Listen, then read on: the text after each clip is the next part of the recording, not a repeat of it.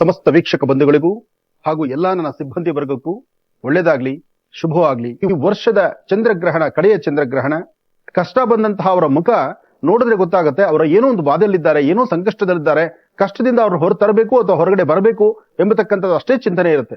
ಹಾಗೆ ಚಂದ್ರನಿಗೆ ಸಂಭವಿಸುವಂತಹ ರಾಹುಗ್ರಸ್ತ ಚಂದ್ರಗ್ರಹಣ, ಅದರಿಂದ ಯಾವುದೇ ಗ್ರಹಣ ಪ್ರಕ್ರಿಯೆಗಳಲ್ಲಿ ಗ್ರಹಣಕ್ಕೆ ತನ್ನದೇ ಆದಂತಹ ಬೆಳಕಿರುವುದಿಲ್ಲ. ಇಲ್ಲಿ ಚಂದ್ರ ತೇಜೋಮಯವಾಗಿರ್ತಕ್ಕಂಥವನು, ಜೊತೆಗೆ ಮಾತೃಕಾರಕನು, ಜಲಕಾರಕನು, ವಿಶೇಷವಾಗಿರ್ತಕ್ಕಂತಹ ಭವಿಷ್ಯವನ್ನ ನಿರ್ಣಯಿಸಬೇಕಾದ್ರೆ ಚಂದ್ರನಿಂದ ಮಾತ್ರಲೇ ಸಾಧ್ಯ. ಹಾಗಿರ್ಬೇಕಾದ್ರೆ ಚಂದ್ರ ಅನುಗ್ರಹ ಇರ್ತಕ್ಕಂಥ ಕಾಲ, ಚಂದ್ರನಿಗೆ ಬಡಿಯುವಂತಹ ಈ ಗ್ರಹಣ ಪ್ರಕ್ರಿಯೆ ಚಂದ್ರನಿಗೆ ಹೇಗೆ ದೋಷ ಉಂಟಾಗುತ್ತೋ, ಚಂದ್ರ ಹೇಗೆ ಕತ್ತಲಾಗ್ತಾನೋ, ಚಂದ್ರ ಹೇಗೆ ತನ್ನಲ್ಲಿರ್ತಕ್ಕಂಥ ನೋವು ನೋಡ್ತಾನೋ, ಹಾಗೆ ಚಂದ್ರನ ಆನುವಂಶಿಕವಾಗಿ ಅಂದ್ರೆ ಯಾರ್ಯಾರು ನಾಳೆ ರಾಶಿ ಫಲದಲ್ಲಿ ಚಂದ್ರನಿಗೆ ವಿಶೇಷವಾದಂತಹ ಸ್ಥಾನದಲ್ಲಿ ಆ ರಾಶಿ ಮೇಲೆ ಭವಿಷ್ಯ ಇರುತ್ತೋ ಅವರು ಈ ಕಷ್ಟದಲ್ಲಿರ್ತಾರೆ. ಗ್ರಹಣ, ಸೂರ್ಯಗ್ರಹಣ ಆಗ್ಲಿ, ಚಂದ್ರಗ್ರಹಣ ಆಗ್ಲಿ, ಯಾವುದೇ ಗ್ರಹಣ ಆದ್ರೂ ಗ್ರಹಣ ಅಂತ ಆದಾಗ ಅದು ಸಮಸ್ಯೆರೇ, ಅದು ಲಾಭ ಆಗ್ತಕ್ಕಂಥದ್ದಲ್ಲ. ಆದರೆ ಅದರಲ್ಲಿ ಒಂದಷ್ಟು ರಾಶಿ ನಕ್ಷತ್ರಗಳಿಗೆ ಜಪ ತಪ ಅನುಷ್ಠಾನಗಳನ್ನು ಮಾಡಿ ಸಾಧ್ಯವಾದಷ್ಟು ಧರ್ಮ ಮಾರ್ಗದಲ್ಲಿ ನಡೆಯೋದ್ರಿಂದ ಒಂದಷ್ಟು ಹೆಚ್ಚಿನ ಯಶಸ್ಸನ್ನ ಸಿದ್ಧಿಪಡಿಸಿಕೊಳ್ಳಬಹುದು. ಇಲ್ಲಿ ರಾಹು ಕೇತುಗಳು ಯಾವತ್ತೂ ಒಬ್ಬರ ಪಕ್ಕದಲ್ಲಿ ಒಬ್ಬರು ಬಂದು ನಿಲ್ಲೋದಿಲ್ಲ. ಅವ್ರು ಯಾವತ್ತೂ ಮೂಲೆ ಮೂಲೆಗಳಲ್ಲೇ ನಿಲ್ಲುವಂತಹವ್ರು. ಜೊತೆಗೆ ನಾಳಿನ ಗ್ರಹಣ ಇದು ನಮ್ಮ ಭಾರತಕ್ಕೆ ಕಾಣುವುದಿಲ್ಲ. ಇಲ್ಲಿ ಒಂದು ವಿಶೇಷತೆ ಸ್ಪಷ್ಟವಾಗಿ ಹೇಳ್ತಿರ್ತಕ್ಕಂಥ ಮಾತು, ನಾಳಿನ ಗ್ರಹಣ ಭಾರತಕ್ಕೆ ಕಾಣುವುದಿಲ್ಲ, ಆದ್ರೆ ಗ್ರಹಣ ಇದೆ, ಇದು ಸತ್ಯ. ಗ್ರಹಣ ಇರೋದ್ರಿಂದಲೇ ಗ್ರಹಣದ ಒಂದಷ್ಟು ಅನುಷ್ಠಾನಗಳನ್ನ ಮಾಡಿಕೊಳ್ಳೋದು ಯಶಸ್ಸಿಗೆ ದಾರಿಯಾಗುತ್ತೆ ವಿನಃ ಅದು ತೊಂದರೆ ಆಗ್ತಕ್ಕಂಥದ್ದಲ್ಲ. ಯಾವುದೇ ದೇವತಾರಾಧನೆಗಳನ್ನ, ದೇವರ ಪೂಜೆಯನ್ನ ಯಾರು ಶ್ರದ್ಧಾಭಕ್ತಿಯಾಗಿ ಮಾಡಿದ್ರೆ ಅದರ ಫಲಗಳನ್ನ ಶೀಘ್ರವಾಗಿ ಸಿದ್ಧಿಪಡಿಸ್ಕೊಳ್ಬಹುದು. ಹಾಗಾಗಿ ನಾಳಿನ ಚಂದ್ರಗ್ರಹಣ ಕಾಲದಲ್ಲಿ ಶಿವನ ಆರಾಧನೆ, ಜೊತೆಗೆ ಯಾರು ಅವರವರ ಹಿಂದೆ ಗುರುಗಳು ಅಥವಾ ಅವರ ಯಾರು ಹಿರಿಯರು ಒಂದು ಉಪದೇಶ ಕೊಟ್ಟಿರ್ತಾರಲ್ಲ, ಅಂತಹ ಉಪದೇಶದ ಮಂತ್ರಗಳನ್ನ ಗ್ರಹಣ ಕಾಲದಲ್ಲಿ ಜಪಿಸೋದ್ರಿಂದ ಮತ್ತಷ್ಟು ವೇಗವಾಗಿ ಅವರ ಮನೋಕಾಮನೆಗಳನ್ನ ಸಿದ್ಧಿಪಡಿಸ್ಕೊಳ್ಬಹುದು. ಚಂದ್ರ ಒಬ್ಬನೇ, ಸೂರ್ಯ ಚಂದ್ರರು ಒಬ್ಬೊಬ್ಬರೇ. ಆ ಸೂರ್ಯ ಚಂದ್ರ ಒಬ್ಬೊಬ್ಬರೇ ಇದ್ದಾಗ ಆಗ ಸಂಭವಿಸುವಂತ ಗ್ರಹಣ ಇದು ನಮ್ಮ ಸಂಬಂಧ ಇಲ್ಲ, ಚಂದ್ರನಿಗೆ ಉಂಟಾಗುವಂತಹ ದೋಷಗಳು ನಮಗಿಲ್ಲ, ಅಥವಾ ಇದರಿಂದ ಗ್ರಹಣ ದೋಷ ನಮಗೇನು ಬರೋದಿಲ್ಲ ಅಂದ್ರೆ ಅದು ಹೇಗಾಗತ್ತೆ? ಒಂದು ಚಿಂತನೆ ಮಾಡಿ ನೋಡಿ. ಚಂದ್ರ, ಸೂರ್ಯ ಇದು ನಮ್ಮ ದೇಶಕ್ಕೆ ಬೇರೆ ಇದ್ದು ಹೊರದೇಶಕ್ಕೆ ಬೇರೆ ಇದ್ದಿದ್ರೆ ಆಗ ಅದರ ಬಗ್ಗೆ ಒಂದು ಚಿಂತನೆ ಇರ್ತಿತ್ತು. ಹೊರದೇಶಲ್ಲೋದ್ರೂ ನಮ ಸೂರ್ಯಾಯ ಚಂದ್ರಾಯ ಮಂಗಳಾಯ ಬುಧಾಯ ಚ ಗುರು ಶುಕ್ರ ಶನಿಭ್ಯಶ್ಚಾರಾಹವೇ ಕೇತುವೆ ಎನ್ನವಹ. ಭಾರತದಲ್ಲಿದ್ರೂ ಒಬ್ಬನೇ ಚಂದ್ರ, ಅಮೆರಿಕಾಲಿದ್ರೂ ಒಬ್ಬನೇ ಚಂದ್ರ. ಆ ಚಂದ್ರನಿಗೆ ನಮ್ಮ ಭಾರತಕ್ಕೆ ಇದು ಕಾಣದಿರ ಇರ್ತಕ್ಕಂಥದ್ರಿಂದ ಗ್ರಹಣದ ಆಚರಣೆಗಳು ಕೆಲವು ನಿಲ್ಲಿಸಿರಬಹುದು, ಅಂದ್ರೆ ಇಲ್ದಿರ ಇರಬಹುದು. ಆದ್ರೂ ಗ್ರಹಣ ದೋಷ ಎಂಬತಕ್ಕಂಥದ್ದಿದೆ, ಅದರಿಂದ ಉಂಟಾಗುವಂತಹ ದೋಷಗಳು ಸಾಕಷ್ಟು ಎದುರಾಗ್ತಿರುತ್ತೆ. ಅದಕ್ಕೆ ಪರಿಹಾರ ಬೇಕಾಗಿದೆ. ಚಂದ್ರ ಮನಸ್ಕಾರಕ, ಮಾತೃಕಾರಕ, ಜಲಕಾರಕ. ಕ್ಷಣ ಕ್ಷಣಕ್ಕೂ ಸಹಿತ ನಮ್ಮಲ್ಲಿ ಆಗು ಹೋಗುಗಳ ಬಗ್ಗೆ ಚಿಂತನೆ ಮಾಡಬೇಕಾದ್ರೆ, ಭವಿಷ್ಯದಲ್ಲಿ ಸರಿಯಾದ ರೀತಿ ನಾವು ನಿಖರವಾದಂತಹ ಭವಿಷ್ಯತ್ತನ್ನು ಹೇಳಬೇಕಾದ್ರೂ ಚಂದ್ರನಿಂದಲೇ ಸಾಧ್ಯ. ಹೀಗಿರ್ಬೇಕಾದ್ರೆ ಚಂದ್ರ ನಾಳೆ ದಿವಸ ಸಂಭವಿಸುವಂತಹ ಚಂದ್ರಗ್ರಹಣ, ಗ್ರಹಣ ಕಾಲ, ಗ್ರಹಣಕ್ಕೂ ಮುನ್ನ, ಗ್ರಹಣ ಬಿಟ್ಟಾದ ನಂತರ, ಗ್ರಹಣ ಮಧ್ಯಕಾಲ, ಈ ಸಮಯದಲ್ಲಿ ಉಂಟಾಗುವಂತಹ ಒಂದಷ್ಟು ದೋಷಗಳಿಗೆ ಈ ಒಂದು ಪ್ರಕೃತಿಯ ವಿಸ್ಮಯವೂ ಸಾಕಷ್ಟು ಬದಲಾವಣೆಗಳಿರುತ್ತೆ. ಹಾಗೆ ಪ್ರಕೃತಿಯ ಅವಘಡಗಳು ಸಾಕಷ್ಟು ಎದುರಾಗುತ್ತೆ. ಹಾಗೆ ಪ್ರತಿಯೊಬ್ಬ ವ್ಯಕ್ತಿಯು ಸಹಿತ ಇರ್ತಕ್ಕಂಥದ್ದು ಕೋಟ್ಯಾಂತರ ಜನ ಇದ್ರು 27 ನಕ್ಷತ್ರ 12 ರಾಶಿಗಳಲ್ಲೇ ಇದ್ದೀವಿ. ಆ 27 ನಕ್ಷತ್ರ 12 ರಾಶಿಗಳಿಗೆ ಸಂಬಂಧಪಟ್ಟಂಗೆ ಎಲ್ಲರಿಗೂ ಸಂಬಂಧಪಟ್ಟಂತ ರೀತಿಯಲ್ಲಿ ಒಂದೊಂದು ತರಹ ದೋಷಗಳಿರಬಹುದು. ಅದಕ್ಕಾಗಿ ಸಾಧ್ಯವಾದಷ್ಟು ತಿಳಿದಿರತಕ್ಕಂಥವ್ರು ನಾಳೆ ಸಾಮೂಹಿಕವಾದಂತಹ ಒಂದಷ್ಟು ಪ್ರಾರ್ಥನೆಗಳನ್ನ ಬಹಳ ವಿಶೇಷವಾಗಿ ಮಾಡ್ತಾರೆ. ಗ್ರಹಣ ಬಿಟ್ಟಾದ ಮೇಲೂ ಸಹಿತ ಅನುಷ್ಠಾನವನ್ನ ಮಾಡುವಂತಹದ್ದು ಪ್ರತಿಯೊಂದು ಸಂಸ್ಥಾನಗಳಲ್ಲಿ ಅಥವಾ ದೇವಾಲಯಗಳಲ್ಲಿ ಇದು ನಾಳೆ ಬಹಳಷ್ಟು ಚೆನ್ನಾಗಿದೆ. ಒಂದಷ್ಟು ಜನ ಹೇಳ್ತಾರೆ ಗ್ರಹಣ ಪ್ರಕ್ರಿಯೆ ಎಂಬತಕ್ಕಂಥದ್ದು ನಭೋಮಂಡಲದಲ್ಲಿರ್ತಕ್ಕಂಥ ಒಂದು ಕೌತುಕ ಅಂತ. ಸತ್ಯ, ಕೌತುಕವೇ. ಯಾಕೆಂದ್ರೆ ವಿಜ್ಞಾನಿಗಳ ನುಡಿಮುತ್ತು ಅದು. ಯಾಕೆಂದ್ರೆ ವಿಜ್ಞಾನಿಗಳಿಗೂ ಪೂರ್ವದಲ್ಲಿ ಜ್ಯೋತಿಷ್ಯ ಎಂಬತಕ್ಕಂತಹ ಮಹರ್ಷಿಗಳು ಜ್ಯೋತಿಷ್ಯದ ಬಗ್ಗೆ ಸಾಕಷ್ಟು ಅಧ್ಯಯನ ಬರೆದಿದ್ದಾರೆ. ನಾಳೆ ಆಗುವಂತಹ ಗ್ರಹಣದ ಬಗ್ಗೆ ಇವತ್ತೇ ಉಲ್ಲೇಖ ಬರೆದಿಟ್ಟಿರ್ತಾರೆ ಪಂಚಾಂಗ ಶಾಸ್ತ್ರದಲ್ಲಿ. ಹೀಗೆ ಇವೆಲ್ಲವೂ ಸಹಿತ ಜ್ಞಾನ, ವಿಜ್ಞಾನ, ಜೊತೆಗೆ ಜ್ಯೋತಿಷ್ಯ ಜ್ಞಾನ, ಇದೆಲ್ಲವೂ ಬಹಳ ವಿಶೇಷವಾಗಿರ್ತಕ್ಕಂಥದ್ದು. ಒಂದಷ್ಟು ಜನ ಪರ ವಿರೋಧ ಎಲ್ಲಾ ಭಾಗಗಳಲ್ಲೂ ಇದೆ. ಅದಕ್ಕಾಗಿ ಇವತ್ತು ಕೆಲವಷ್ಟು ರಾಶಿ ನಕ್ಷತ್ರಗಳವರು ಎಚ್ಚರಿಕೆ ಇರಬೇಕು. ಆ ಎಚ್ಚರಿಕೆ ಯಾರಿರಬೇಕು, ಯಾವ ರಾಶಿ ಮೇಲೆ ಇರತಕ್ಕಂತಹದ್ದು ಸಮಸ್ಯೆ ಇದೆ, ಅದರಲ್ಲೂ ನಾಳೆ ಸಂಭವಿಸುವಂತಹ ಗ್ರಹಣ ಈ ರಾಶಿಗಳಲ್ಲಿರ್ತಕ್ಕಂಥವ್ರು ಒಂದಷ್ಟು ಎಚ್ಚರಿಕೆ ಆಗಿದ್ರೆ ಏನು ತೊಂದರೆ ಇಲ್ಲ. ಆದ್ರೂ ನೋಡಿ, ಆಗತಕ್ಕಂಥದ್ದನ್ನ ತಪ್ಪಿಸ್ಲಿಕ್ಕಾಗುವುದಿಲ್ಲ. ಆದ್ರೆ ಆಗೋದಕ್ಕೂ ಮುನ್ನ ನಾವು ಮದಾಂಧರಾಗಿ ನಡ್ಕೊಳ್ಬಾರದು. ಗ್ರಹಣ ಕಾಲದ ಒಂದಿಷ್ಟು ಅನುಷ್ಠಾನಗಳನ್ನ ಶಾಸ್ತ್ರಬದ್ಧವಾಗಿ ನಾವು ಚಿಂತನೆ ಮಾಡಬೇಕಾಗತ್ತೆ. ಅದಕ್ಕಾಗಿ ಗ್ರಹಣ ಪ್ರಾರಂಭಕ್ಕೂ ಮುನ್ನ, ನಾಳೆ ಗ್ರಹಣ ಆದ್ರೆ ಆಹಾರ ಪದ್ಧತಿ ಹೇಗಾರು ಇರಲಿ, ಆದ್ರೆ ಒಂದು ಆಚರಣೆಗಳು ಮಾಡುವಾಗ ಒಂದಷ್ಟು ಶಾಸ್ತ್ರಬದ್ಧವಾದ ಆಚರಣೆ ಇರಲಿ. ಆದ್ರೆ ಸಾಧ್ಯವಾದಷ್ಟು ಗರ್ಭಿಣಿ ಸ್ತ್ರೀಯರಿದ್ರೆ ಬಹಳ ಎಚ್ಚರಿಕೆ ವಹಿಸಿ, ವಯಸ್ಸಾಗಿರ್ತಕ್ಕಂತಹ ವೃದ್ಧರಿದ್ರೆ, ಸಣ್ಣ ಪುಟ್ಟ ಮಕ್ಕಳಿದ್ರೆ ಆ ಮಕ್ಕಳ ಬಗ್ಗೆ ಸಹಿತ ಒಂದಷ್ಟು ಕಾಳಜಿ ಇಟ್ಕೊಳ್ಬೇಕಾದ್ದು ಧರ್ಮ. ಈ ಸಮಯದಲ್ಲಿ ನಾವು ಮದಾಂಧರಾಗಿ ನಡ್ಕೊಳ್ಳೋದು ಬೇಡ. ಹಾಗೆ ದೇವರ ದರ್ಶನ, ಪೂಜಾ ಅನುಷ್ಠಾನ ಎಲ್ಲವೂ ಸಹಿತ ಶಾಸ್ತ್ರಬದ್ಧವಾಗಿ ಮಾಡೋದು ಉತ್ತಮ. ನೋಡಿ, ಆತಂಕ ಆಗ್ತಕ್ಕಂಥದ್ದು ಮನುಷ್ಯ ತಾನು ಹಾಕುವ ಹೆಜ್ಜೆನಲ್ಲಿ ಪ್ರತಿನಿತ್ಯದ ಕಾಯಕಕ್ಕೂ ಆ ಪ್ರತಿನಿತ್ಯದ ಕಾಯಕದಲ್ಲಿ ವ್ಯತ್ಯಾಸ ಆಗ್ಲಿಕ್ಕೂ ಅಥವಾ ಹಾಕುವ ಹೆಜ್ಜೆಯಲ್ಲಿ ವ್ಯತ್ಯಾಸ ಕಾಣ್ತಿರ್ಲಿಕ್ಕೂ ಅಥವಾ ಕೆಲಸ ಕಾರ್ಯಗಳಲ್ಲಿ ಒಂದಷ್ಟು ಮಂದಗತಿಯಲ್ಲಿ ಸಾಗುವಂತದ್ದಕ್ಕೂ ಇದೆಲ್ಲಕ್ಕೂ ಮಧ್ಯ ವ್ಯಕ್ತಿಯ ಚಿಂತನೆ ಅಂತಕ್ಕಂಥದ್ದಿದೆ. ಕೆಲವೊಬ್ಬರಿಗೆ ಅನ್ನದ ಪಾತ್ರೆನಲ್ಲಿ ನೀರಿನಿಟ್ಟು ಅಕ್ಕಿಯನ್ನಿಟ್ಟಾಗ ಅನ್ನ ಒಳ್ಳೆ ಹೂ ತರ ಅನ್ನ ಆಗುತ್ತೆ ಅನ್ನೋದು ಗೊತ್ತಿದೆ.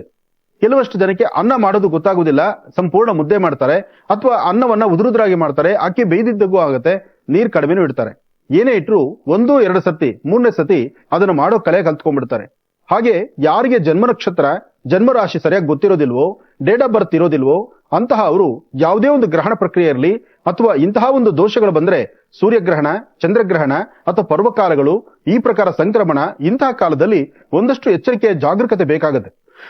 ಯಾಕೆಂದ್ರೆ ಕಳೆದ ಬಾರಿ ಆಗಿರ್ತಕ್ಕಂತಹ ಅಚಾತುರ್ಯಗಳನ್ನ ನೆನೆಸ್ಕೊಂಡ್ರೆ ಮುಂದಾಗುವಂತಹ ಗ್ರಹಣದಲ್ಲಿ ತೊಂದರೆ ಆಗಬಾರ್ದು ಅನ್ನೋ ಒಂದು ಎಚ್ಚರಿಕೆ ಬೇಕಾದ್ರೆ ಅವರು ಕೆಲವೊಂದಷ್ಟು ಮುನ್ಸೂಚನೆಗಳನ್ನ ಅರ್ಥಕೊಳ್ಳೋದು ಬಹಳ ಉತ್ತಮ. ಹಾಗೆ ನಾಳೆ ಸಮುದ್ರ ತೀರ, ಹರಿಯುವ ನೀರು, ಹಾಗೆ ಒಳ್ಳೆ ಪುಣ್ಯಕ್ಷೇತ್ರಗಳು, ಇಂತಹ ಕಡೆ ಸ್ನಾನ ಮಾಡಿ ಅನುಷ್ಠಾನ ಮಾಡೋರು ಇದ್ದಾರೆ. ಹಾಗೆ ಸಾಧ್ಯವಾದಷ್ಟು ಸಮುದ್ರ ತೀರಕ್ಕೆ ಹೋದ್ರೂ ಬಹಳ ಎಚ್ಚರಿಕೆಯಿಂದಿರಿ.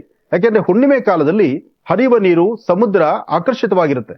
ಯಾಕೆಂದ್ರೆ ಜಲಾಕರ್ಷಣೆ ಮಾಡತಕ್ಕಂಥದ್ದು ಚಂದ್ರನ ಕರ್ತವ್ಯ ಇದೆ, ಚಂದ್ರನ ಕಾಯಕವಿದೆ. ಅದರಿಂದ ನಾಳೆ ಹುಣ್ಣಿಮೆ ಜೊತೆಗೆ ಚಂದ್ರಗ್ರಹಣ ಆದ್ರಿಂದ ಸಮುದ್ರ, ಹರಿಯುವ ನೀರುಗಳ ಹತ್ರ ಹೋಗುವಾಗ ಸ್ವಲ್ಪ ಹುಷಾರಾಗಿರ್ಬೇಕು. ಚಂದ್ರಮಾ ಮನಸೋ ಜಾತಃ ಚಕ್ಷುಸೂರ್ಯೋ ಜಾತಃ ಅಂದ್ರೆ ಚಂದ್ರನೇ ಒಂದು ವಿಶೇಷತೆ. ಪ್ರತಿಯೊಬ್ಬರ ಮನಸ್ಸಿನ ಮೇಲೂ ಒಂದು ಗದಾಪ್ರಹಾರ ಇರುತ್ತೆ. ಮನಸ್ಸಲ್ಲಿ ಇರ್ತಕ್ಕಂಥ ಆ ಚಂಚಲತೆ ಮತ್ತು ಮಾಡ್ಬೇಕು ಅನ್ಕೊಂಡು ಕೆಲಸ ಮಾಡಿದ್ರಿಗೆ ಆಗದಿರತಕ್ಕಂಥದ್ದು. ಒಂದಷ್ಟು ಜನ ಏನೋ ಒಂದಿಷ್ಟು ಸಾಧನೆ ಮಾಡ್ಬೇಕು ಅನ್ಕೊಳ್ತಾರೆ, ಸಾಧಿಸಕ್ಕಾಗೋದಿಲ್ಲ. ಜೊತೆಗೆ ತಮ್ಮಲ್ಲಿರ್ತಕ್ಕಂಥ ಯಶಸ್ಸನ್ನ ಮತ್ತಷ್ಟು ಸಿದ್ಧಿಪಡಿಸ್ಕೊಳ್ಳೋದಕ್ಕಾಗಿ ತಾವು ಏನ್ ಶ್ರಮಿಸ್ತಾರೋ ಶ್ರಮಕ್ಕೆ ತಕ್ಕ ಪ್ರತಿಫಲ ಸಿಗದಿರೇ ಇರತಕ್ಕಂಥದ್ದು, ಇದೆಲ್ಲವೂ ಸಹಿತ ಚಂದ್ರನಿಂದ ಉಂಟಾಗುತ್ತೆ. ಅಂತಹದ್ರಲ್ಲಿ ಗ್ರಹಣ ಕಾಲದಲ್ಲಿ ಇರ್ತಕ್ಕಂತಹ 27 ನಕ್ಷತ್ರ 12 ರಾಶಿಗಳಲ್ಲಿರ್ತಕ್ಕಂಥವ್ರು ಸಹಿತ ಒಂದಷ್ಟು ಎಚ್ಚರಿಕೆ ವಹಿಸಬೇಕು. ಯಾಕೆಂದ್ರೆ ಪ್ರತಿಯೊಬ್ಬರ ಜಾತಕಕ್ಕೂ ಚಂದ್ರ ಬೇಕು. ಚಂದ್ರನಿಂದಲೇ ಭವಿಷ್ಯ. ಪ್ರತಿ 2.5 ಗಂಟೆಗೆ ಒಂದು ಕಾಲ ಚಂದ್ರನ ಆರಾಧನೆ ಮಾಡತಕ್ಕಂಥದ್ದು, ಚಂದ್ರನಿಂದಲೇ ಭವಿಷ್ಯ ನಿರ್ಣಯಿಸ್ತಕ್ಕಂಥದ್ದು ಇದು ಜ್ಯೋತಿಷ ಧರ್ಮ. ಹಾಗಾಗಿ ಮುಂದೆ ಬರ್ತಕ್ಕಂತಹ ದಿನಗಳಲ್ಲಿ ಯಾವುದೇ ಆಪತ್ತು ಎದುರಾಗಬಾರ್ದು ಅಂದ್ರೆ ಸಾಧ್ಯವಾದಷ್ಟು ಚಂದ್ರನ ಪ್ರಾರ್ಥನೆ, ಚಂದ್ರಶೇಖರನ ಪ್ರಾರ್ಥನೆ, ನಾಳೆ ಹಚ್ಚುವ ದೀಪ ಜೀವನದ ಕತ್ಲನ್ನ ಹೊಡೆದಕ್ಕೋಸ್ಕರ. ಒಳ್ಳೇದಾಗ್ಲಿ, ಶುಭವಾಗ್ಲಿ. ಮಕರ ರಾಶಿ, ಮಕರ ಲಗ್ನ. ಮಕರ ರಾಶಿ, ಮಕರ ಲಗ್ನದಲ್ಲಿರ್ತಕ್ಕಂಥವ್ರು ನೀಲಾಂಜನ ಸಮಾಭಾಸಂ ರವಿಪುತ್ರ ಮಿಮಾಗ್ರಜಂ ಛಾಯಾಮಾರ್ತಾಂಡ ಸಂಭೂತಂ ತನ್ನಮಾಮಿ ಶನೇಶ್ಚರಂ. ಶನೇಶ್ಚರರ ಮಂದಿರಕ್ಕೆ ಗುರು ಶನೇಶ್ಚರರನ್ನ ಪ್ರಾರ್ಥನೆ ಮಾಡ್ತಾ ಶನೇಶ್ಚರನ್ನ ದರ್ಶನ ಮಾಡ್ಕೊಳ್ಳೋದಾಗ್ಲಿ ಅಥವಾ ಸ್ವಾಮಿ ಹೆಸರನ್ನ ಹೇಳ್ಕೊಳ್ಳೋದಾಗ್ಲಿ ಅಥವಾ ಒಂದಿಷ್ಟು ಕಾಗೆಗಳಿಗೆ ಆಹಾರವನ್ನು ಉಣಬಡಿಸ್ತಕ್ಕಂಥದ್ದಾಗ್ಲಿ, ಯಾರು ಏನ್ ಹೇಳಿದ್ರು ನಿಮ್ಮ ಕಾಯಕ, ನಿಮ್ಮ ಕೆಲಸ ನಿಮಗಷ್ಟೇ ಗಮನ ಇರಬೇಕು. ನಿಮ್ಮ ಕೆಲಸ ಕಾರ್ಯಗಳ ಕಡೆ ಗಮನ ಕೊಟ್ಕೊಂಡು ನೀವು ಕರೆಕ್ಟಾಗಿ ವ್ಯವಸ್ಥಿತವಾಗಿ ಆಲೋಚನೆ ಮಾಡಿದ್ರೆ ಅದರ ಫಲಾಫಲಗಳು ಸಿದ್ಧಿ ಆಗತ್ತೆ. ಇಲ್ಲ ಅಂದ ಪಕ್ಷದಲ್ಲಿ ಸಮಸ್ಯೆ ಎಂಬತಕ್ಕಂಥದ್ದನ್ನ ಮನೆ ಬಾಗಿಲು ತಂದುಕೊಳ್ಬೇಕಾಗತ್ತೆ. ಆ ಕೆಲಸಗಳು ಸಿದ್ಧ ಎಷ್ಟು ಶ್ರಮ ಪಟ್ಟು ಮಾಡ್ತೀರಿ, ಎಷ್ಟು ಆಲೋಚನೆ ಮಾಡ್ತೀರಿ, ಯಾವೆಲ್ಲ ನ್ಯಾಯಬದ್ಧವಾದಂತ ಬದುಕನ್ನೇ ನೀವು ನೋಡ್ಬೇಕು ಅಂತಿರ್ತೀರಿ. ಆದ್ರೆ ಏನ್ ಮಾಡ್ಲಿಕ್ಕೆ ಮುಂದಾದ್ರೂ ಯಾವ್ದ್ರಲ್ಲೂ ತೃಪ್ತಿ ಕಾಣದಂತ ರೀತಿಯಲ್ಲಿದ್ದೀರಿ. ಸಣ್ಣ ಸಣ್ಣ ವಿಚಾರಕ್ಕೂ ಸಹಿತ ಮನಸ್ಸು ತುಂಬಾ ನೋವು ಪಡ್ತೀರಿ. ಆ ನೋವನ್ನ ಹೇಗೆ ದೂರ ಮಾಡಿಕೊಂಡು ಸರಿಪಡಿಸ್ಕೊಳ್ಬೇಕು ಅದ್ರ ಅರಿವಿಲ್ಲದಂತ ರೀತಿಯಲ್ಲಿದ್ದೀರಿ.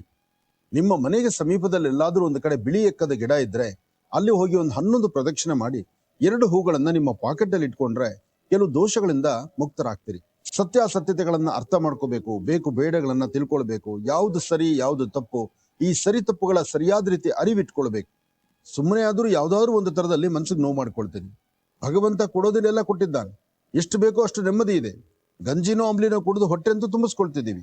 ಆದ್ರೂ ಮನಸ್ಸಲ್ಲಿ ಇಲ್ಲದಂತಹ ಕಳಮಳ, ಯಾವ್ದಾದ್ರು ಒಂದು ಬೇಡವಾದ ವಿಚಾರಗಳು ತಲೆ ತುಂಬಿಕೊಳ್ಳೋದು, ಅಸಮಾಧಾನ ಅಂತಕ್ಕಂಥದ್ದು ತುಂಬಿ ತುಳುಕುವಂಥದ್ದು, ಒಂದು ಸಡಗರ ಸಂಭ್ರಮ, ಏನಾದ್ರೂ ಒಂದು ಹೊಸ ವಸ್ತುವನ್ನ ಖರೀದಿ ಮಾಡುವಂಥದ್ದು, ನಿಮ್ಮ ಮನಸ್ಸಲ್ಲಿ ಏನ್ ಆಸೆ ಇಟ್ಕೊಂಡಿರ್ತೀರೋ ಅದಾಗುತ್ತೋ ಇಲ್ವೋ ಎಂಬತಕ್ಕಂಥ ಸಂದೇಹ ಸಂಶಯ ನಿಮಗಿತ್ತಲ್ಲ, ಕೆಲಸವನ್ನ ಸಿದ್ಧಿಪಡಿಸ್ಕೊಳ್ತೀರಿ. ಭಗವಂತ ಕೊಟ್ರೆ ಹೀಗೆ ಕೊಡೋದು, ಒಂದು ಅನಿರೀಕ್ಷಿತವಾಗಿ ಬರ್ತಕ್ಕಂಥದ್ದು ಅಥವಾ ನಿಮ್ಮ ಅಂದುಕೊಂಡಂತ ರೀತಿಯಲ್ಲೇ ನಿಮಗೆ ದಾರಿ ಸಿಗುವಂಥದ್ದು. ಒಟ್ಟಾರೆ ಅದೃಷ್ಟ ಎಂಬತಕ್ಕಂಥದ್ದು ನಿಮ್ಮ ಬದುಕಲ್ಲಿದೆ. ದೇವಿಯ ಆಶೀರ್ವಾದ ಇದೆ.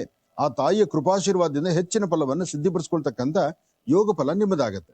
ಯಾರೋ ಬೇಡವಾಗಿರ್ತಕ್ಕಂತಹ ವ್ಯಕ್ತಿಗಳು, ಅವ್ರಿಗೂ ನಿಮಗೂ ಸಂಬಂಧವೇ ಇರೋದಿಲ್ಲ ಅಥವಾ ಅವರಿಂದ ನಿಮಗೆ ಏನು ಆಗ್ಬೇಕಾದ್ದಿಲ್ಲ.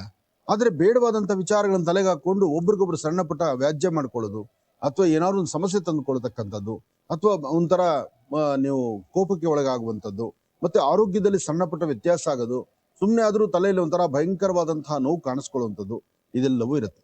ಇಂತೆಲ್ಲ ಸಮಸ್ಯೆ ನಿಮಗೆ ಎಲ್ಲಾರು ಒಂದ್ ಸ್ವಲ್ಪ ಆಧಾರ ಸಿಕ್ಕಿದ್ರು ಮೊದಲು ನೀವು ಮಾಡಬೇಕಾದ್ದು ದಕ್ಷಿಣಾಭಿಮುಖವಾಗಿ ನಿಂತು ಸೋಮೇಶ್ವರ, ಸುಂದರೇಶ್ವರ, ಪರಮೇಶ್ವರನ್ನ ಪ್ರಾರ್ಥನೆ ಮಾಡ್ತಕ್ಕಂಥದ್ದು.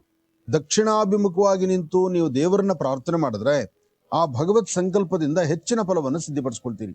ಹಾಗೆ ಕಾಯಕದಲ್ಲಿ ನೀವು ಮಾಡುವ ಕೆಲಸದಲ್ಲಿ ಒಂದು ಬದಲಾವಣೆ ಬೇಕು. ಆ ಬದಲಾವಣೆ ತರುವಂತಹ ಮಾರ್ಗ ಹೇಗೆ? ನಿಮ್ಮ ಕುಲದೇವರನ್ನ ಪ್ರಾರ್ಥನೆ ಮಾಡ್ತಾ ಗುರುವಿನ ಅನುಗ್ರಹವನ್ನ ಪಡೆದು ಯಾರಾದರೂ ಹಿರಿಯರ ಮಾರ್ಗದರ್ಶನ ತೆಗೆದುಕೊಂಡು ಒಂದಿಷ್ಟು ಲಾಭವನ್ನು ಗಳಿಸಬೇಕು. ಹಾಗೆ ಸಾಧ್ಯವಾದಷ್ಟು ಒಂದು ಔದುಂಬರ ವೃಕ್ಷದ ಹತ್ರ ಬಂದು ಅಲ್ಲಿ ಒಂದು ಗುರುಗಳನ್ನ ಪ್ರಾರ್ಥನೆ ಮಾಡಿ ಒಂದು ದೀಪ ಹಚ್ಚಿ ನಮಸ್ಕಾರ ಮಾಡಿ.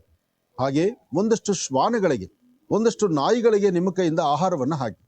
ಹಾಗೆ ಇದೆಲ್ಲ ಮಾಡಿದಾದ್ಮೇಲೆ ಓಂ ಶ್ರೀಂ ಐಂ, ಓಂ ಶ್ರೀಂ ಐಂ, ಓಂ ಶ್ರೀಂ ಐಂ ಈ ಬೀಜಾಕ್ಷರಿ ಮಂತ್ರವನ್ನ ಪಠನೆ ಮಾಡಿ.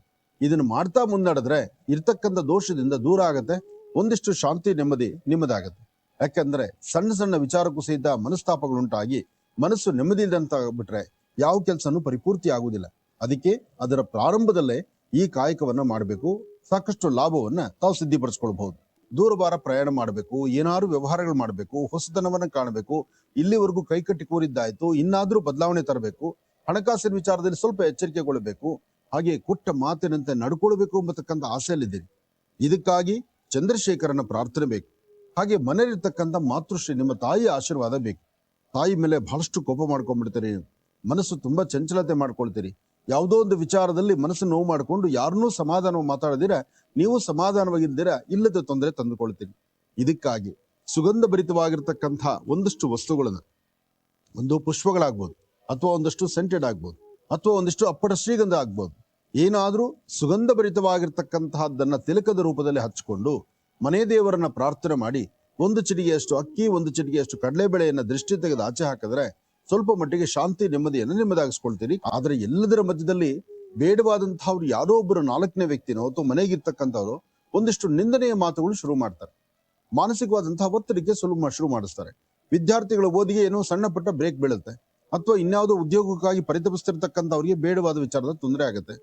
ಆಗುವಂಥದ್ದು ಸುಲಕ್ಷಣವಾಗಿರ್ತಕ್ಕಂಥದ್ದು, ಲಕ್ಷಣತೆಯಿಂದಿರ್ತಕ್ಕಂಥದ್ದು, ತಾವು ಅಂದುಕೊಂಡಷ್ಟು ಕೈಗೆ ಒಂದಿಷ್ಟು ನಾಲ್ಕ ಸಂಪಾದನೆ ಮಾಡ್ಕೊಳ್ಳುವಂತ ಕಾಲದಲ್ಲಿ ಯಾವುದಾದ್ರೂ ಒಂದು ಬೇಡವಾದಂತ ವಿಚಾರ ಮನಸ್ಸಿಗೆ ಬಂದು ನೋವು ಪಡುವಂತ ಪರಿಸ್ಥಿತಿ ಎದುರಾಗ್ಬಿಡುತ್ತೆ. ಹಾಗೆ ತೃಪ್ತಿಕರವಾದಂತಹ ಬದುಕು ಕಟ್ಕೊಳ್ಬೇಕಾದ ನಿಮಗೆ ಬೇಡವಾದಂತಹ ವಿಚಾರಗಳ ಕಡೆನೇ ಹೆಚ್ಚು ಗಮನ ಹೋಗ್ತಿರುತ್ತೆ. ಯಾವ್ದು ಸರಿ, ಯಾವ್ದು ತಪ್ಪು, ಈ ಸರಿ ತಪ್ಪುಗಳನ್ನ ಸರಿಯಾಗಿ ಚಿಂತನೆ ಮಾಡ್ಲಿಕ್ಕೂ ಆಗ್ತಾ ಇಲ್ಲ. ವೃತ್ತಿಯಲ್ಲಿ ಒಂದು ಅಭಿವೃದ್ಧಿ ಕಾಣಬೇಕು, ಅದನ್ನೂ ಕಾಣ್ಲಿಕ್ಕೆ ಆಗ್ತಾ ಇಲ್ಲ. ಯಾವ್ದು ಬೇಡವೋ, ಯಾವ್ದು ಬೇಕು ಬೇಡಗಳನ್ನ ಏನೂ ಸರಿಪಡಿಸ್ಕೊಳಕ್ ಆಗದಂತ ರೀತಿಯಲ್ಲಿದ್ದೀರಿ. ಅಶ್ವತ್ಥನಾರಾಯಣನ ಪ್ರಾರ್ಥನೆ ಮಾಡಿ 11 ಪ್ರದಕ್ಷಿಣೆ ಮಾಡಿ ಒಂದು ಅಶ್ವತ್ಥ ಮರದ ಎಲೆಯಿಂದ, ಅಶ್ವತ್ಥದ ಅಂದ್ರೆ ಅರಳಿ ಮರದ ಎಲೆಯಿಂದ, ಅದರ ಮೇಲೆ ಒಂದಿಷ್ಟು ಗಂಧದಿಂದ ಶ್ರೀಂ ಅಂತಕ್ಕಂಥ ಒಂದು ಬೀಜಾಕ್ಷರಿ ಮಂತ್ರವನ್ನ ಬರೆದು ಅದನ್ನ ನಿಮ್ಮ ಮನೆಯಲ್ಲಿ ದೇವರ ಹತ್ರ ಇಟ್ಟು ಪ್ರಾರ್ಥನೆ ಮಾಡಿದ್ರೆ ಆರ್ಥಿಕ ಪರಿಸ್ಥಿತಿಯನ್ನು ಅಭಿವೃದ್ಧಿ ಪಡಿಸ್ಕೊಳ್ತೀರಿ. ಮನಸ್ಸಿಗೆ ಶಾಂತಿ, ನೆಮ್ಮದಿಯನ್ನ ತಂದುಕೊಳ್ತೀರಿ. ಯಾವ ಶತ್ರುಗಳ ಬಾಧೆ ಇದ್ರೂ ಅದಲ್ಲೇ ದೂರ ಆಗತ್ತೆ. ಶಾಂತಿ, ನೆಮ್ಮದಿ ನಿಮಗಾಗತ್ತೆ. ಒಳ್ಳೆ ಎಲ್ಲರೂ ಸಿದ್ಧ ನಿಷ್ಠೂರದ ಮಾತಾಡೋರೇ ಬಿಟ್ರೆ ಕೈ ಹಿಡಿದು ನಡೆಸ್ತಕ್ಕಂಥವ್ರು ಇಲ್ಲ.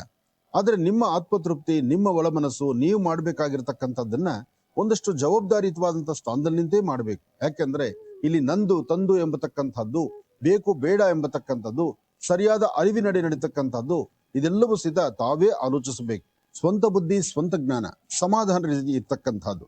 ಆ ಸಮಾಧಾನದಿಂದ ಇದ್ದು ನಿಮ್ಮ ಕೆಲಸಗಳ ಕಡೆ ಗಮನ ಕೊಡ್ಬೇಕು.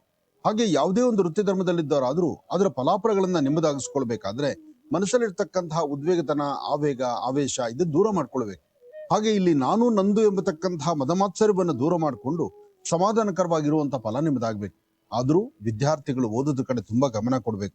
ವಿದ್ಯಾರ್ಥಿಗಳು ಏನೋ ಸಾಧನೆ ಮಾಡ್ಬೇಕು ಅಂತಕ್ಕಂಥ ಆಸೆ ಇದೆ, ಆದ್ರೆ ಏನನ್ನೂ ಸಾಧನೆ ಮಾಡ್ಲಿಕ್ಕೆ ಆಗ್ತಿಲ್ವಲ್ಲ ಅಂತಕ್ಕಂಥ ಮನಸ್ಸಿನ ನೋವು ನಿಮಗಿದೆ. ಹಾಗೆ ಮನಸ್ಸಲ್ಲಿ ಏನಾದ್ರೂ ಒಂದು ಬೇಡವಾದ ವಿಚಾರಗಳು ತಲೆ ತುಂಬ ತುಂಬಿಕೊಳ್ಳುವಂತ ಮಟ್ಟಿಗಿದೆ. ಮನೇಲಿರ್ತಕ್ಕಂಥ ಹಿರಿಯರು ಅಥವಾ ಗುರುಗಳು ಅಥವಾ ನಿಮ್ಮ ಜೊತೆಲಿರ್ತಕ್ಕಂಥವ್ರು ಅಥವಾ ನಿಮ್ಮ ಸಹಪಾಠಿಗಳು ಇವ್ರು ಯಾರು ಏನ್ ಹೇಳಿದ್ರು ಸಹಿತ ಹೇಳಿದ್ದನ್ನ ಮನಸ್ಸನ್ನ ಆ ಕ್ಷಣ ಕೇಳಿ ಮರುಕ್ಷಣ ಅಲ್ಲೇ ಬದಲಾವಣೆ ತಂದುಕೊಂಡ್ಬಿಡ್ತೀರಿ. ಆ ಬದಲಾವಣೆಯ ಪರ್ವ ಇದೆಯಲ್ಲ, ಅದು ಸಮಂಜಸಕರವಾಗಿರ್ತಕ್ಕಂಥದ್ದಲ್ಲ. ಹಾಗೆ ನಾನು ಎಂಬತಕ್ಕಂಥದ್ದನ್ನ ಬಿಡಬೇಕು, ಗರ್ವದಿಂದ ನಡ್ಕೊಳ್ಳೋದನ್ನ ಬಿಡಬೇಕು. ಸಾಧ್ಯವಾದಷ್ಟು ಸಮಾಧಾನವಾಗಿದ್ರೆ ಅದರ ಫಲಾಫಲಗಳು ನಿಮ್ಮದಾಗತ್ತೆ. ಗ್ರಹಸ್ಥಿತಿಗಳಲ್ಲಿ ಬೇಕು ಬೇಡಗಳಿರ್ತಕ್ಕಂಥದ್ದೇ ಕಾಲ. ಅಂದ್ರೆ ಎಲ್ಲವೂ ಸರಿ ಇದೆ ಅಂತ ನಿಮ್ಮ ಮನಸ್ಸಿಗನ್ಸಿದ್ರೆ ಅಲ್ಲಿ ಏನೂ ಸರಿ ಹೋಗೋದಿಲ್ಲ. ಎಲ್ಲವನ್ನೂ ಬೇಡಪ್ಪ, ನಮ್ಮಷ್ಟಕ್ಕೆ ನಾವಿರೋಣ, ನಮ್ಮ ಬಾಡಿ ನಾವು ನೋಡೋಣ, ಅಥವಾ ನಾವು ಇರಬೇಕಾಗಿರ್ತಕ್ಕಂಥ ರೀತಿಯಲ್ಲಿ ನಾವು ಅರ್ಥ ಮಾಡ್ಕೊಂಡು ಬದುಕೋಣ ಅಂದ್ರೂ ಅಲ್ಲೂ ಸಹಿತ ಕನ್ಫ್ಯೂಷನ್ಸ್. ಕಾರಣ ಜಾತಕದಲ್ಲಿ ಶನಿ ಮತ್ತೆ ರಾಹು ಮನಸ್ಸನ್ನ ಚಂಚಲತೆಯಿಂದಿದ್ದು ಸುಂದರವಾದಂತಹದ್ದನ್ನ ಎಲ್ಲೋ ಒಂದು ಕಡೆ ಡಿಸ್ಟರ್ಬ್ ಮಾಡತಕ್ಕಂಥದ್ದು, ಓದುವಂತಹ ವಿದ್ಯಾರ್ಥಿಗಳ ಮನಸ್ಸು ಚಂಚಲತೆ ಮಾಡ್ತಕ್ಕಂಥದ್ದು, ಉದ್ಯೋಗಕ್ಕಾಗಿ ಪರಿತಪಿಸ್ತಿರ್ತಕ್ಕಂಥವ್ರಿಗೆ ಉದ್ಯೋಗ ಲಕ್ಷಣ ಸಿಗದಿರತಕ್ಕಂಥದ್ದು, ಅಥವಾ ನಂಬಿರ್ತಕ್ಕಂಥ ವ್ಯಕ್ತಿಗಳು ಎಲ್ಲೋ ಒಂದು ಕಡೆ ಅವರದೇ ಬೇರೆ ಪ್ರಪಂಚಕ್ಕೆ ಕರ್ಕೊಂಡು ಹೋಗುವಂಥದ್ದು, ಹೀಗೆ ಒಂದಲ್ಲ ಒಂಥರ ಸಮಸ್ಯೆಗಳ ಸೆರೆಮಾಲೆ ನಿಮ್ಮದಾಗ್ತಿರುತ್ತೆ. ಅದಕ್ಕಾಗಿ ಯೋಚನೆ ಮಾಡಿ ಒಂದು ಹೆಜ್ಜೆ ಮುಂದಕ್ಕೆ ಹಾಕ್ಬೇಕು. ಹಾಗೆ ಮಹಾಕಾಳಿ, ಮಹಾಲಕ್ಷ್ಮಿ, ಮಹಾಸರಸ್ವತಿ ಆತ್ಮಿಕ ಶಕ್ತಿ ದೇವತೆಗಳನ್ನ ಪ್ರಾರ್ಥನೆ ಮಾಡ್ತಾ, ದುರ್ಗಾ ಪರಮೇಶ್ವರಿಯನ್ನ ಪ್ರಾರ್ಥನೆ ಮಾಡ್ತಾ, ಆದ್ರೆ ಒಂದಷ್ಟು ಹೆಸರುಬೇಳೆ, ಒಂದಷ್ಟು ಕಡಲೆಬೇಳೆ, ಒಂದಷ್ಟು ಅಕ್ಕಿ, ಈ 3 ಧಾನ್ಯವನ್ನ ಗುರುಗಳ ಸಾನ್ನಿಧ್ಯಕ್ಕೆ ಕೊಟ್ಟು ನಮಸ್ಕಾರ ಮಾಡೋದ್ರಿಂದ ಒಂದಿಷ್ಟು ಮಟ್ಟಿಗೆ ಅನುಕೂಲವನ್ನು ಸಿದ್ಧಪಡಿಸ್ಕೊಳ್ತೀರಿ. ಆದರೂ ಗುರು ಪ್ರಾರ್ಥನೆ ಬೇಕು, ಗುರುಗಳ ಆಶೀರ್ವಾದ ಬೇಕು. ಅದಕ್ಕಾಗಿ ನಿಮ್ಮ ಧರ್ಮದ ಗುರುಗಳನ್ನ ಮನಸ್ಸಲ್ಲಿ ಪ್ರಾರ್ಥನೆ ಮಾಡ್ತಾ ಹತ್ತಿರದಲ್ಲಿ ಎಲ್ಲಾದ್ರೂ ಗುರು ಸಾನ್ನಿಧ್ಯಕ್ಕೆ ಹೋಗಿ ಒಂದು ನಮಸ್ಕಾರ ಮಾಡ್ಕೊಂಡು ಬರೋದ್ರಿಂದ ಹೆಚ್ಚಿನ ಫಲವನ್ನಂತೂ ಖಂಡಿತ ಸಿದ್ಧಪಡಿಸ್ಕೊಳ್ತೀರಿ. ಉಳಿದಷ್ಟು ಮಟ್ಟಿಗೆ ಲಾಭ ನಷ್ಟಗಳಲ್ಲಿರೋದ್ರಿಂದ ಯಾವುದೇ ಒಂದು ಕೆಲಸವನ್ನು ಸಹಿತ ಯಾರನ್ನ ನಂಬಿ ಮುಂದಕ್ಕೆ ಹೋಗೋದು ಕಷ್ಟವೇ. ನಂಬಿ ಮುಂದಕ್ಕೆ ಹೋಗೋದು ಕಷ್ಟ, ನಂಬದಿರ ಇದ್ರೆ ಇನ್ನೊಂಥರ ಕಷ್ಟ. ನಂಬದಿರೆ ಒಂಥರ, ನಂಬದಿದ್ರೆ ಒಂಥರ. ಹಾಗಂತ ನಂಬದಿದ್ದು ಹೇಗಿರೋದು? ಏನೇ ಮಾಡ್ಬೇಕಾದ್ರೂ ದೇವರು ನಂಬಬೇಕು, ಜೊತೆಗೆ ನಿಮ್ಮ ಆತ್ಮತೃಪ್ತಿಗೆ ಸರಿ ಅನ್ಸಬೇಕು. ಕೆಲವೊಮ್ಮೆ ಏನಾಗತ್ತೆ, ಮತ್ತೊಬ್ಬರ ಮಾತನ್ನ ಆಲಿಸಿದಾಗ ಇಲ್ಲದ ಸಮಸ್ಯೆ ಎದುರಾಗತ್ತೆ. ಆದ್ರೆ ಇಲ್ಲಿ ಪರಿಸ್ಥಿತಿ ಹಾಗಾಗ್ತಾ ಇಲ್ಲ. ಇಲ್ಲಿ ನಿಮ್ಮ ಮನಸ್ಸಿಗೆ ಒಂದು ವಿರುದ್ಧವಾಗಿ ನಡ್ಕೊಳ್ಳುವಂತ ಪರಿಸ್ಥಿತಿ ಎದುರಾಗ್ತದೆ. ಇದಕ್ಕಾಗಿ ತಾಯಿ ಶಂಕರಿಯನ್ನ, ಭಗವತಿಯನ್ನ ಅಥವಾ ದುರ್ಗೆಯನ್ನ ಪ್ರಾರ್ಥನೆ ಮಾಡಿ. ಜೋಪಾನ ಇರ್ಲಿ, ಒಳ್ಳೇದಾಗ್ಲಿ.